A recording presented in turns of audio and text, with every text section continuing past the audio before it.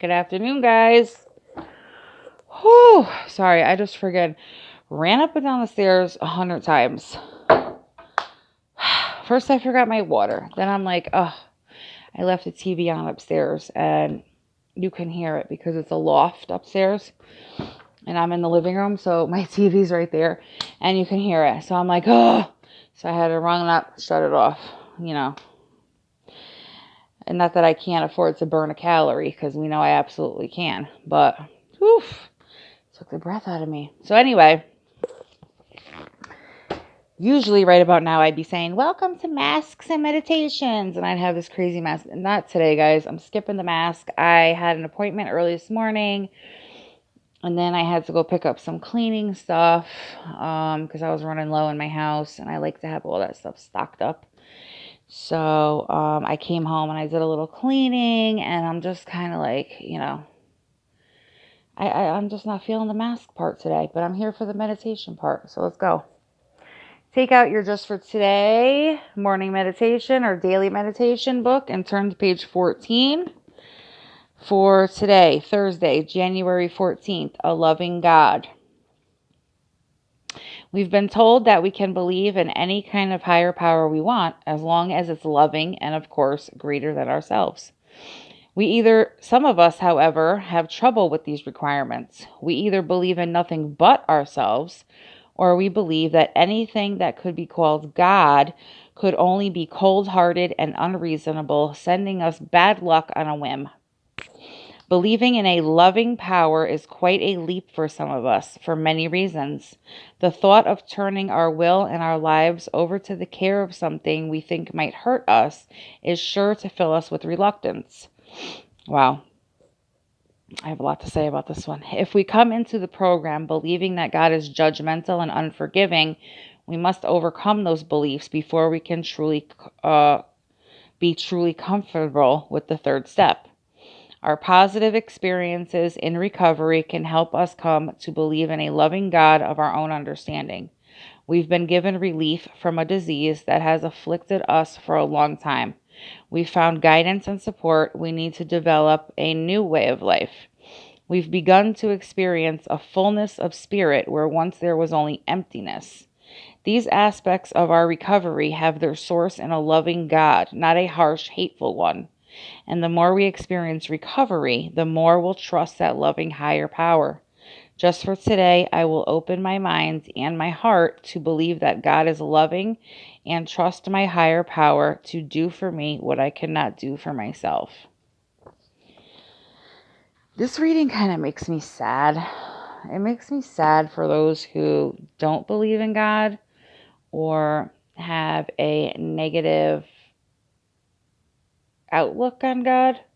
And I'm not terribly religious. Like, I didn't grow up. My dad is Catholic, but we barely went to church when I was growing up. My dad and my mom are divorced, but when I was with him, it was only like midnight mass on Christmas or Easter.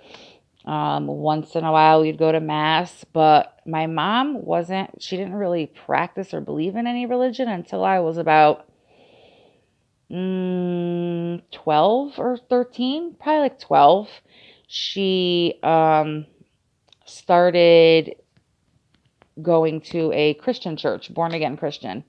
So I learned about that religion from 12 on, and that is the religion that I practice and believe. But I can absolutely see, I mean, even me, even now, I've made a decision to strengthen my relationship with God.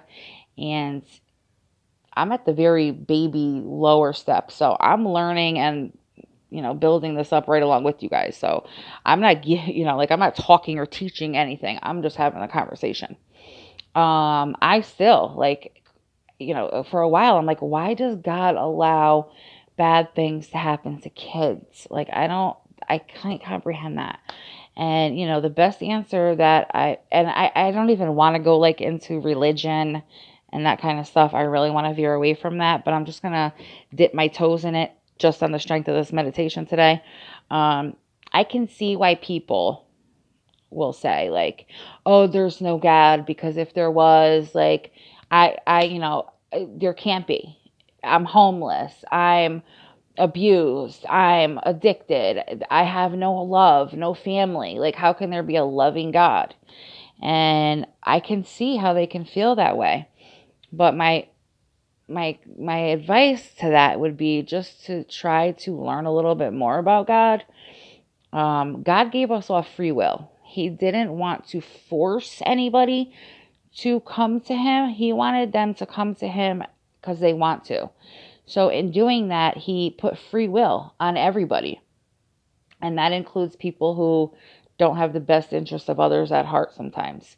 So why doesn't he stop these people from doing bad things? It's because he gave us the gift of free will. And unfortunately, evil lives in this world, and that's what happens, sadly, very sadly. Um but and also I could say, if you sit and complain about everything God's not doing for you, are you doing what you're supposed to do to serve him? Probably not. Are you praying every day? Are you going to church? Are you putting faith in him? Probably not. So it's a two-way street.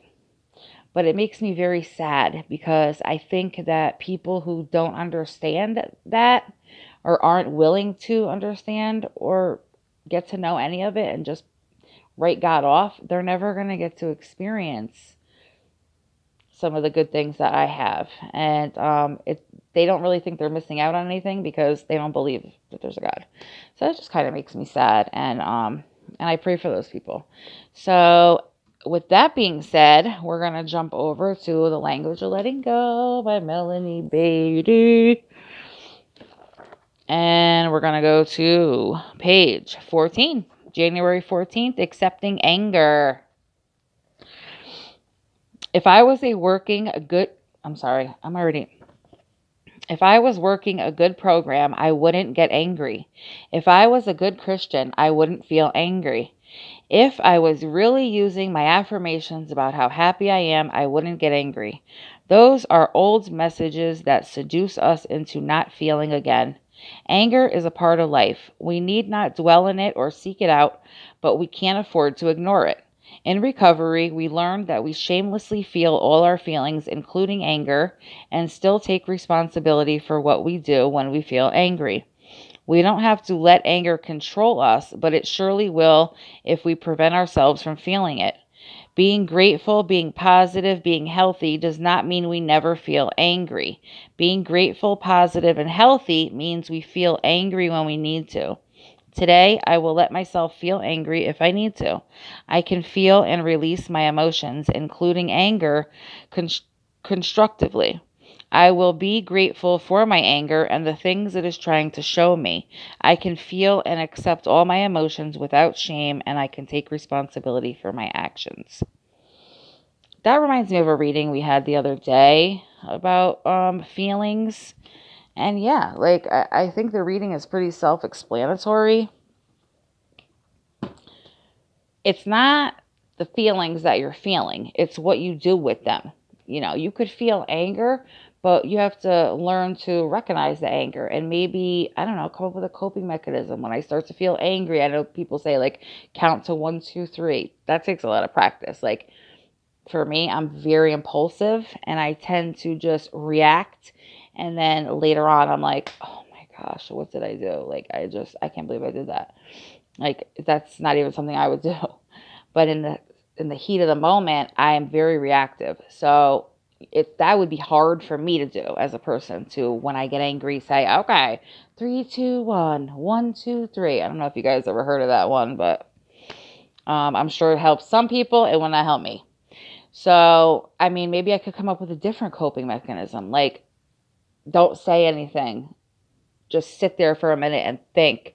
Because when you do that, it changes what you're going to say, most likely.